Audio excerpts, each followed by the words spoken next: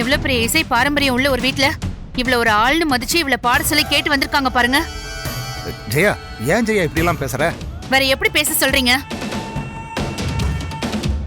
கூட்டத்துல உட்காந்து கோவிந்தா போட்டுட்டா இவ பெரிய பாடகி ஆயிட்டேன்னு அர்த்தமா?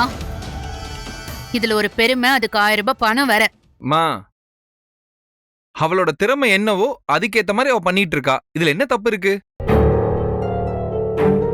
என்ன கேட்டா முறையா சங்கீதம் கத்துக்காம இவ்வளவு தூரம் அவ பாடுறதே ரொம்ப பெரிய விஷயம்.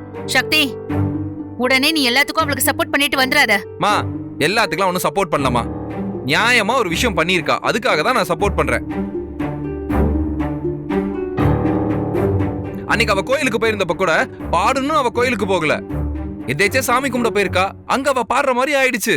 அதே மாதிரிதான் அடுத்து அவ பாடக்கூடிய வாய்ப்பும் அதுவா அவளை தேடி வந்திருக்கே தவிர அவளா அதை தேடி போலியே. அந்த அம்மாவே தானே அவளை தேடி வந்து பாட சொல்லிட்டு போறாங்க. இதுல பொண்ணு போய் அங்க பாடுறதுல என்ன தப்பு இருக்குமா? அவதான் போய் பாட்டுமே. ஆமாமா, அவ திறமைக்கு ஏத்த மாதிரி ஒரு வாய்ப்பு கிடைக்கும் போது அங்க போக கூடாதுன்னு சொல்லி தடுக்கிறது முறை இல்லம்மா. சரியா சொன்னடா. பொன்னி போய் பாடித்தான் வரட்டுமே, விடுங்கள. இல்ல மாமா, அத்தைக்கு இதுல விருப்பம் இல்லைன்னா நான் நாளைக்கு கோவிலுக்கு போகல. பொன்னி,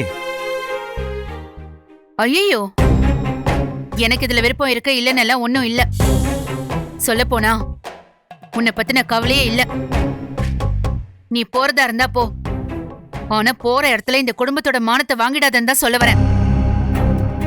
நம்ம ஏரியா ஃபங்க்ஷன்ல பாட முடியாம பயந்து ஓடி வந்த மாதிரி, ஸ்கூல் ஃபங்க்ஷன்ல மயங்கி விழுந்த மாதிரி, இங்கேயும் பாடுறேன்னு போய் ஒண்ணு கிடக்கு ஒண்ணு பண்ணி எங்க மான மரியாதையெல்லாம் வாங்கிடாதன்னு தான் சொல்ல வரேன். மா, போன தடவை அவ கோயில்ல பாடும்போது நல்லாதானமா பாடினா, அப்புறம் என்ன பாடட்டுமே. சரியா சொன்னடா சண்முகம். என்ன கேட்டா அவன் நாளைக்கு கோயில போய் பாடட்டும்னு தான் நான் சொல்லுவேன். அவன் நல்லபடியா பாடுவான்னு எனக்கு நம்பிக்கை இருக்கு.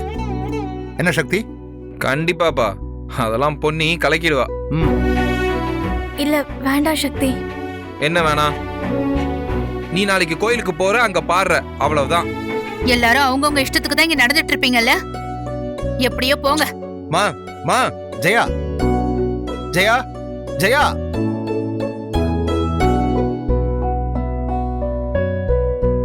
பொன்னி, அம்மா பத்தி தான் உனக்கு தெரியும்ல. இதெல்லாம் நீ ஒன்னும் பெருசா எடுத்துக்காத. நாளைக்கு நீ நல்லபடியா போய் பாடிட்டு வா, அது போதும். என்னப்பா? கரெக்டா.